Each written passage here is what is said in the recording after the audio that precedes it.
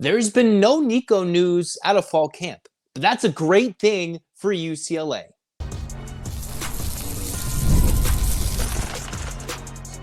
You are Locked On UCLA, your daily podcast on the UCLA Bruins. Part of the Locked On Podcast Network, your team every day. Welcome, everybody, to this edition of the Locked On UCLA podcast. I'm your host, Zach Anderson-Yoxsimer. Thanks for making this show your first listen each and every day. It's free wherever you get your podcast, and it's available on YouTube. Like, comment, subscribe, download. Thanks for your support. It's your team every day. This episode is brought to you by Monarch Money. Take control of your finances with Monarch Money. Use the code LOCKEDONCollege at monarchmoney.com/LockedOnCollege for 50% off your first year. Again, that's monarchmoney.com for 50% off your first year at the code LOCKEDONCollege. And what we're talking about today, why UCLA scheduled a home and home with the wrong Arizona school, keeps Pac-12 traditions alive. You've got the legendary Anthony Barr retiring from the NFL. Got to reminisce about that in the last segment. And to start things off, why no news about Nico is a good thing. You're sitting there, UCLA's out there in Costa Mesa, and all we want to hear, all the Tennessee fans want to hear, really, if you're watching or listening to this podcast, is anything about Nico, whether he sucks, whether he's a Heisman Trophy winner. In large in part, we haven't heard anything. And is that a bad thing? No. Think about it. After all the national headlines from UCLA, from Nico leaving Tennessee, how bad of a divorce that was, of a breakup, from starting quarterback from a playoff team to a big name SEC brand in Tennessee, they were bitter. And then Nico obviously had his fair share. You had Tennessee with their fair share. He comes to UCLA, and Deshaun Foster comes out and says, hey, we went out and said, sorry, Joey Aguilar. We went out and got Nico, and then Joey finds his way to Tennessee. So you bring in Nico, all the hype from him going to Big Ten Media Days. And he had the same refrain. I'm here for family. I have different aspects. The story isn't what's been told. And the story as of fall camp, from what's been viewed upon, what's been reported upon, there's not been a lot. Now there's a lot to be excited about between his new relationship, between his new offensive coordinator with Tino Sunseri, because everybody was saying with Josh Heupel, what's Nico gonna do without the offensive genius that is Tennessee right now? And instead it's like, no, it's quiet.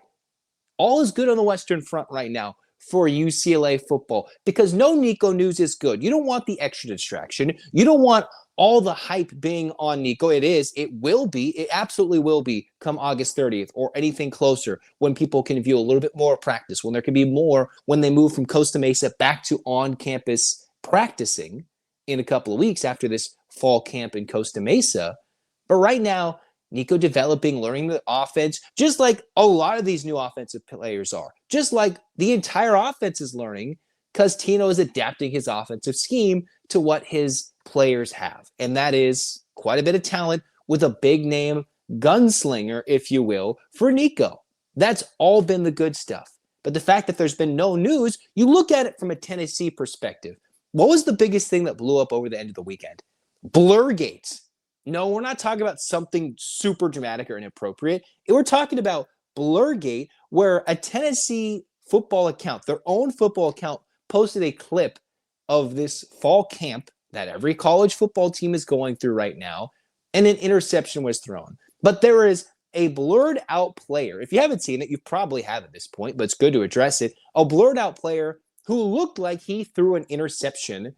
And it's like, well, what's Tennessee got? A quarterback battle, and what was a potential, most likely starting quarterback for UCLA, and Joey Aguilar, sitting in there as a quarterback option for UCLA. Now he's at Tennessee. All right. And that was a team that had playoff hopes potentially in the 2025 season. And they looked like they blurred out the picture. Now, after some On3 digging, I saw On3 reporting, I think it was J.D. Piquel, who was talking about how that might not actually be the quarterback who threw the pick in the blurred out portion of the video. So much was up in arms from the Tennessee fans. You go into social media, you type in Nico's name, everything is a bad mouth, and it's probably located in or around Knoxville, Tennessee. Oh, the SEC media thing that they were posting on Netflix. What's the first 2 episodes about, or one of them? Probably going to be a preview about Nico and the previous build up into this season. Nico. Oh, wow. It's Joey Aguilar potentially throwing a pick that we have to blur it out, where it actually might have been an injured tight end in a red jersey who was blurred out and not the guy who threw the pick. But I'm not entirely sure who or who did not throw an interception at Tennessee's practice. And quite frankly, I don't care. I'm not going to slander Joey Aguilar's name like that. But that's the type of crazy headlines that they're going around spewing in Knoxville. And we're not hearing that out of UCLA. We're not hearing that out of Costa Mesa. Now, if that tends to be the case leading into the first couple of games of the season, yeah, we're going to talk about it. If that tends to be the couple of headline-worthy things of the next couple of days in practice, but right now, yes, there's not a lot to view. There's not too much to report about, and that's an absolutely good thing. After all the craziness that UCLA has been through to get a Nico, we know the hype. We know the physical talent. Let's let the kid learn the offense. Let the kid learn the offense, whoever it's going to be at Tennessee, and let them grow. That's what practice is for. You're going to throw a few interceptions. It's who's ready to go when for UCLA, 8 p.m., yes, a late kickoff, 8 p.m. against Utah comes to town, and Devin Dampier, you bring in Kyle Whittingham, and what's supposed to be always a very physical front for Utah, can Nico be held up? All right, that's the most important thing. It's not, is Nico throwing interceptions or touchdowns? It's more importantly, is the offensive line going to hold up? Because we know the physical talent is there. It's not whether he's asking for an NIL raise, which would be ludicrous, but that would be a fun story to talk about. That's not something that's reported or of concern at this moment. It's what is he going to do to get prepared? And if you've watched the interviews and seen the quotes from the offensive coordinator, from Tino, about the passion he talks about with Nico and what he brings to the table and what he's trying to adapt to his players and not have his players adapt to him, kind of the opposite approach of what Eric Bieniemy had at UCLA as the offensive coordinator, that's what we should be talking about. That Tino looks like the real deal, and he's probably only going to be there 1 to 2 years as the offensive coordinator, and that's a good thing and a bad thing, but right now a good thing. And I think that can unlock something with Nico. All right, we'll talk more about that in future episodes, but right now, no news is a great thing for UCLA when it comes to Nico right now. Next, we're talking the recently announced, according to John Rothstein, UCLA home and home series with ASU. Good the fact that we get an on-campus game, but it's the wrong Arizona school. Let's be real.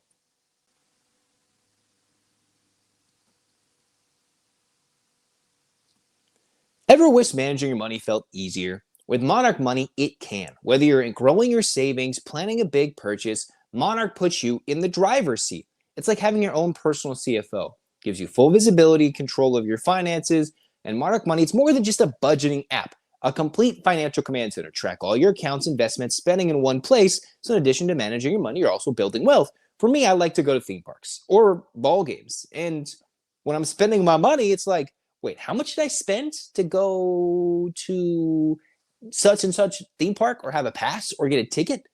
And I'm like, I want to do this and this and this. It's like, well, how much are you actually buying worth of takeout? Subscribing to streaming services / these theme parks. It's like, well, it's starting to add up. And then with Monarch, it actually puts it in perspective what I'm spending, and now I can plan a lot better. So take control of your finances with Monarch Money. Use the code LOCKEDONCollege at monarchmoney.com for 50% off your first year. That's monarchmoney.com, code LOCKEDONCollege for half off your first year. So here we go. We are talking UCLA men's hoops and their schedule, all right? We know that the women's side, they're going to have a fun schedule when it comes to Thanksgiving week, when they host a big game against Tennessee later in November. For UCLA, what we know so far is that they have a little mini tournament around Thanksgiving based on 2 games at home against mid-majors. I believe Presbyterian's one of them. Sac State's another that's been announced around mid-November. The season will start November 3rd, although I'm not sure if they've officially announced who that first game is. I've seen different teasers. But right now, the big thing is John Rothstein reporting that UCLA will be hosting Arizona State in a home game. Good, but that's just the wrong school. We know UCLA at the Intuit Dome. Last year they hosted Gonzaga. This year they're going to host Arizona, and I think they have one more scheduled in Vegas in between the 2 schools, if I'm not mistaken. Doesn't matter. Why can't we get Arizona into Pauley Pavilion? Why can't we get UCLA in the McHale Center? Maybe that's not something Mick Cronin wants to do, and he doesn't want to go to Tucson because it could be a terrible place for any UCLA fan, player, coach, anything, wearing the Bruin blue and gold.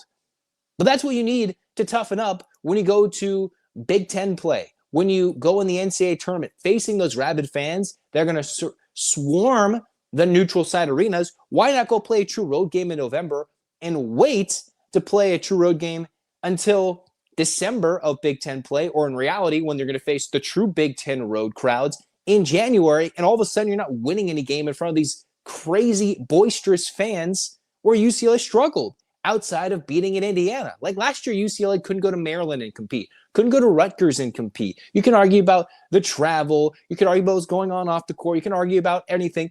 But in reality, when it came to these fan bases, UCLA couldn't go and win in front of crazy rabid fans. And now sometimes ASU can certainly conjure up a good fan support, but it's nothing like you going to go play Arizona and the Wildcats. Now it is going to be good that UCLA will be bringing in ASU, according to John Rothstein's report, in this season. The return game will be in Tempe in a year from now. And you're starting to see UCLA, it's not starting, we have seen, and it will continue this way for as long as UCLA is in the Big Ten. They got out of the CBS Sports Classic. This might be the end of UCLA's primetime days, at least on the men's side, as long as Mick Cronin's the coach, until something changes from a schedule release point or in years in the future, that they're willing to travel during Thanksgiving, during Christmas, which is not most likely the case. We've seen a lot less Christmas tournaments as teams are going into conference play. We're seeing a lot less of that travel, a lot less willingness from Mick Cronin to put miles on his airplane miles, right? A lot less miles on his players' legs until he has to when you fly to the East Coast. Not so much this year, but as it was in the 24-25 campaign, and then they still had to go to the Eastern time zone to play their NCAA tournament game against Tennessee, playing in Lexington. He just doesn't want to do that. And this is a team that is so good that, yes, you're going to have to travel. UCLA will still rack up the travel miles.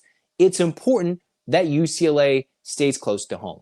And they're missing out on the fact that, is ASU going to bring in the amount of fan support from you? Let's be real. We know UCLA, you've got to bring in somebody of value. The last team in my mind, I think it's Villanova, that was of a non-conference variety, worth the time for UCLA in their own gym. Villanova came to UCLA, and then UCLA returned that game out to Philly and went to Villanova. What the Bruins need to do is, we see all these crazy schedules.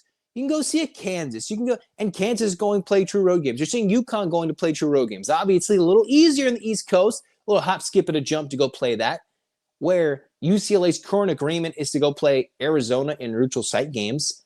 Gonzaga in local bigger arenas, NBA or NHL arenas where the Kraken play. That's where the Bruins will go play the Bulldogs later this year in December. So you got Gonzaga, you got Arizona, Cal, and Arizona State.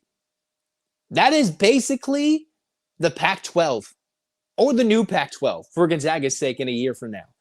That is all West Coast. I can't say powers because Cal hasn't been a power, nor has ASU been in a minute, but that's what Arizona wants to be. Gonzaga has been. UCLA wants to continue to assert their authority. It's like, if you could make a conference of basketball-only teams in the West Coast, it would be UCLA, Gonzaga, Arizona. And yet we can't even get these teams to play each other in their own arenas, all right? We just can't. Imagine how raucous Pauley Pavilion would be if you could get Mark Few and company in UCLA, and if you sent the Bruins to the kennel, if you sent the Bruins back to the McHale Center, you know that's going to sell out in a moment, and UCLA fans starved for any sort of fun non-conference game at home in what so far is looking to be a lackluster game. You're playing Cal at the Chase Center. Like, why are we going to the Warriors' home to go play a game in San Francisco and not in Berkeley? All right? Just throw Stanford on the schedule and go play it at Cal's Arena. Like, this is getting ridiculous at this point. Now, it's good that they have an intriguing opponent, if you will, out of the Big 12 on the home slate. But let's be real. Come on, that could have been Arizona. You could go play Arizona State at a neutral site game. Might not generate as much hype, but come on. Let's get something fun on this schedule. That's where the move to the Big Ten has killed non-conference slates for UCLA. It doesn't have to. We saw Corey Close and the UCLA women say, screw it, we're going to go to Paris. We're going to go to Hawaii for 3 games in 3 days. And we saw the build and the wherewithal help the team's tenacity and toughness when they had to play 3 games in a row in 3 days and win the Big Ten tournament and beat USC when they played in Indianapolis. Even though they had lost to USC a week before, we saw that's how they built and eventually worked their way to a Final Four.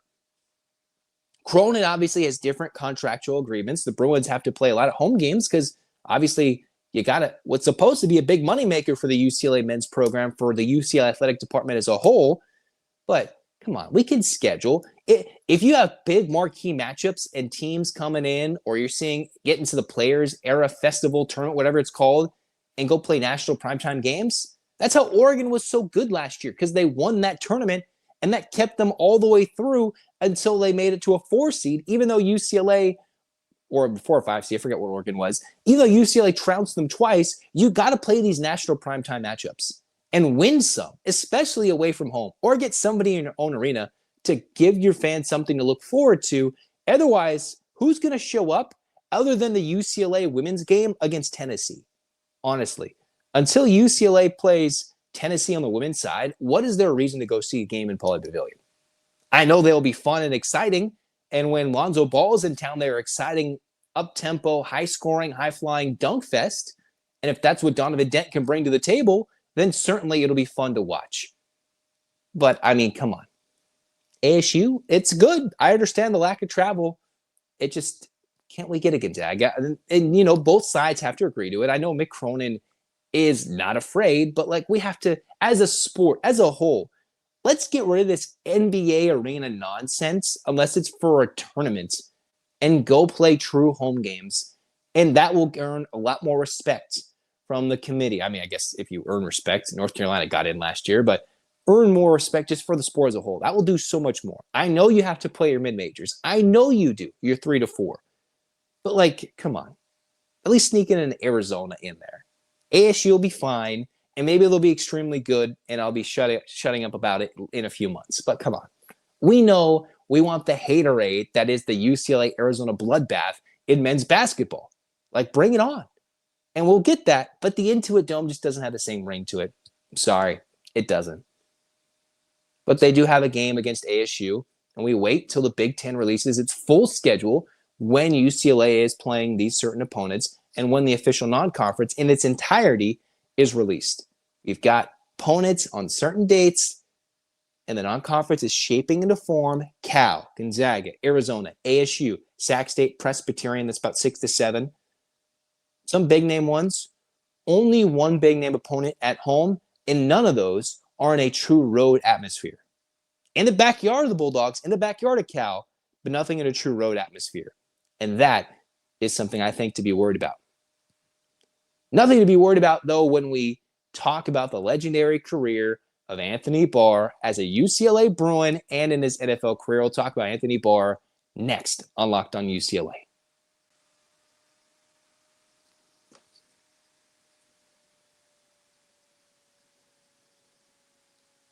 All right, wrapping things up here in this Locked On UCLA episode, the Bruins' legendary transformation of Anthony Barr led him to have a fun, exciting NFL career that lasted about a decade. Anthony Barr has officially retired from playing football in the NFL. And he posted this on his IG, his Instagram, 10 years, has last played in 2023. So you didn't see him in the 24th season, but that doesn't take away from any of the accolades, the fun memories. We'll get to the UCLA moments, but let's tell you some of the fun stuff that was good for him. Got to the NFL, had over 550 plus tackles, 8 forced fumbles, intercepted 5 passes in 116 games, many of those with the Minnesota Vikings, including a rookie year with 4 sacks, 70 tackles, 3 fumble recoveries, and 1 return for a touchdown in 12 games. That was during a 16-game slate when he played from 14 to 21 in a Minnesota Vikings uniform. So from the Vikings to the Cowboys and then back to the Vikings in 23, fantastic career in which when he posted on his Instagram about his 25 years of dedicating his life to football, 33 years old, he is now played at Loyola, a local kid from the South Bay, went to UCLA, thanked the Vikings, a lot of which where he spent 95% of his NFL career, but we have to remember all the moments and the big change that was made in his UCLA career that kind of led him to break out as an All-American on defense. Because remember, he was on the offensive side of the ball. If you've forgotten for some reason, a little bit of special teams started prior to the Jim Mora era with Rick Neuheisel was that guy that was on offense, had a touchdown against Houston on offense, started 4 games offensively, and then next thing you know, shifted after working as a running back into the spring of 2012 as a linebacker. And that completely changed the game for him. Started every game with UCLA in 2012 as an outside linebacker. Was a second-team All-America selection. Pac-12 Defensive Player of the Year. First-team All-Pac-12 selection. Was the leader in sacks at UCLA in 2012 as we go back over his collegiate stats. 13.5. 21.5 tackles for loss. Second on the team in tackles. Was top 10 in the country with sacks per game average. And his sack total was second in the country behind Georgia's Jarvis Jones. And was number 4 in the country, which is tackles for loss. All right.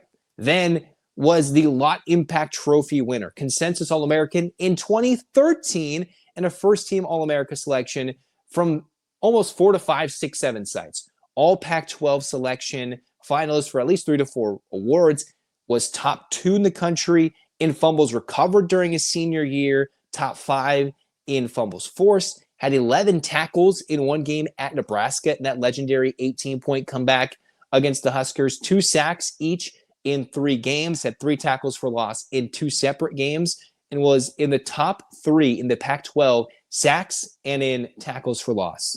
Led the Pac-12 in fumbles recovered and was the Don Muma Award winner for Outstanding Player against USC and Most Valuable Player defensively in the Henry R. Sanders Award. There's so many things you can just talk about the accolades from Anthony Barr. Listing off and getting away from the point. Think about the last 3 decades of UCLA versus USC. By 3 decades, I'm talking about 24 years. All right.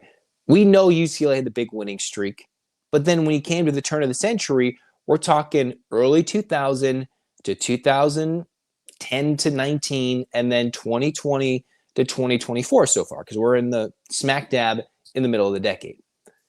Obviously, the 2020 moment for UCLA versus USC was DTR leapfrogging a defender and the Bruins putting up 60-plus points against USC. As much as fun as it was the Bruins to beat down Caleb Williams on his birthday in a USC uniform, DTR has that moment. In 2000 to 2009, clearly the moment against SC was 06 in the Rose Bowl, 13-9. For UCLA, they obviously went on a mini-winning streak, 3 games in a row from 2012 to 2014 against USC, found themselves in a couple of Pac-12 championship games. Anthony Barr was a part of both of those teams. But what kind of signified the toughness and the tenacity of the Jim Mora era was the moment when you're sitting there, maybe you were a part of the rainstorm like I was in the Rose Bowl when the Bruins took on USC at a 12:30 kick, where UCLA winning would get themselves into the Pac-12 championship game. Beating USC, what was a preseason number 1 everything, was all about Matt Barkley, but it turned into a Marquise Lee show. You had the likes of Lane Kiffin, all sorts of fun nonsense between Jim Mora versus the ever loquacious Lane Kiffin, who's been on his own roller coaster ride of his own. And what kind of epitomized that season and that era of Jim Mora was Anthony Barr just knocking out, literally, Matt Barkley from the game. And a game that was mostly won, but solidified and just punctuated the moment with a big blow over what was the preseason Heisman favorite, somebody who was supposed to go on and do big things in the NFL. And it was Anthony Barr saying, we're here, we're UCLA, and ushered in a new little era of dominance over USC and said, we're not going down. We're not. And took out USC and said, all right, bye-bye. Knocked them out in the rain and kind of, in a sense, ended any hopes of any chances of Matt Barkley being like a superstar in the NFL. Not that his numbers in his senior season didn't have anything to do with it, cough, cough. But that was a big moment where you're like, what moment do you remember from the 2010s in UCLA versus USC, it's Anthony Barr knocking out Matt Barkley. All right. Now you can go over decades, many moments, and have various moments. I'm not sure where the Anthony Barr taking out Matt Barkley ranks in overall UCLA USC moments, but in 2000 to 2024, last 24 years, Anthony Barr taking out Barkley is in the top 3 with DTR and with the 13-9 game. You can choose whatever moment you want in that game, which was epic. And that's where UCLA just said, you know what, boom. And that was probably the moment of the Jim Mora era. You're like, wow, that was great. And that was the beginning of the ride. That was just the beginning of the fun. And that was what Anthony Barr brought to the table. So we congratulate him on a fun career, a great career in the NFL. And what he had at UCLA was absolutely outstanding.